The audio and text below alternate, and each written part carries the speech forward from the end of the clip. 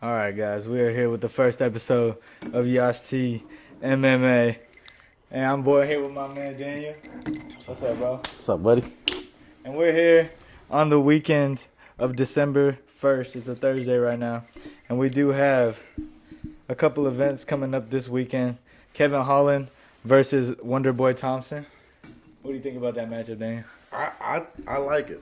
It's fun. It's a fun fight. I mean, I don't know what version of Wonderboy Thompson we're getting, and that's really where I'm at, right? Because I know what we're getting from Kevin Holland. I mean, I think I do, anyways, right? You never know it's a fight, but you kind of have an expectation of what Kevin Holland is at this point. You know, he usually gets better.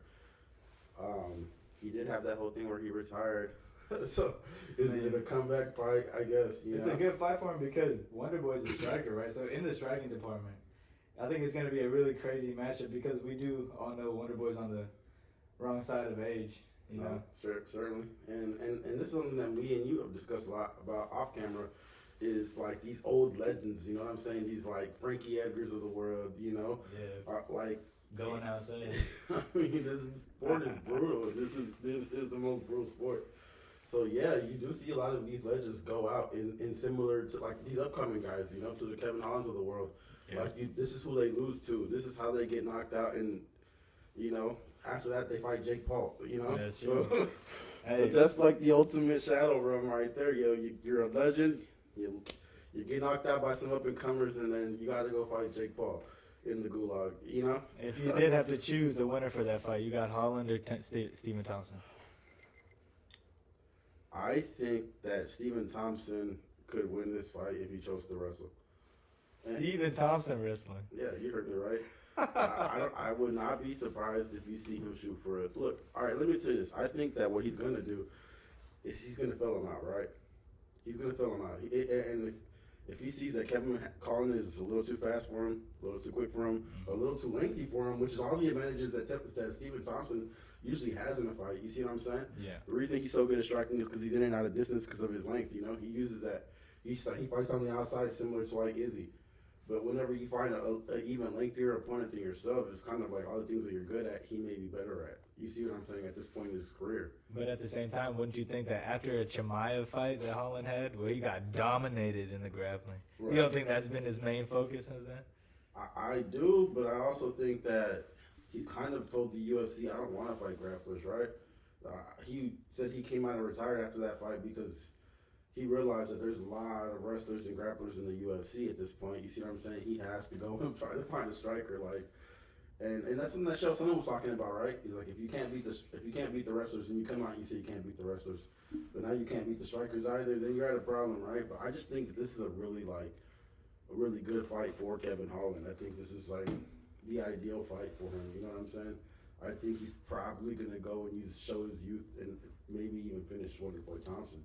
But I thought you said you had Wonderboy about the grappling. I think that's what I'm saying. I think that's what he should do. Like, you think it's like a submission, or he just gonna wrestle and get the points? Right. Yeah. I mean, I don't see him going for like a rear naked choke or anything like that. I think he's literally just gonna be like, I'm probably physically stronger than Kevin Holland, and I can keep him down, which is a lot of people's game plan against Kevin Holland. You know what I'm saying? Yeah. Like he's really quick, and then you find out that his length is actually a problem whenever you're striking him because he's. Like from what I've seen from Kevin Holland, he's a really good striker.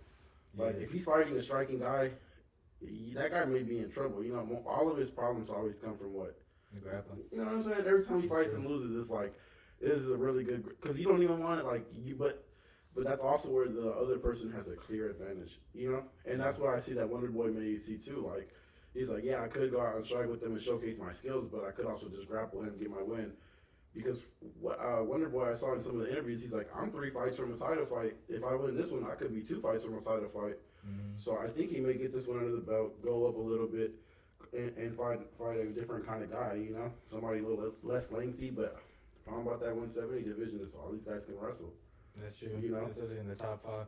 But my final prediction for that fight, because I'm a Wonderboy fan, I'm going to take Wonderboy by TKO. TKO? Yeah. In what round? I would say 3rd round. Because they're both going to be tired. How do you see that fight going? I mean, like, my heart says Wonderboy, but in reality, I see Holland taking a decision. a decision. And I mean, it is a 5-round fight, right? Oh, that's true. So think about that. I mean, you're talking about two strikers, and you think it's going the distance? I'm not saying that I disagree. I'm trying to see. 5-round fight is a different thing. So if it's a 5-round fight, I could see Holland definitely winning on points or getting a TKO called by the ref. Not really knockout, I don't know. But Holland does have knockout power. He's knocked down Joaquin Buckley. But I'm still going to take Thompson because I'm going with my heart. Fair enough.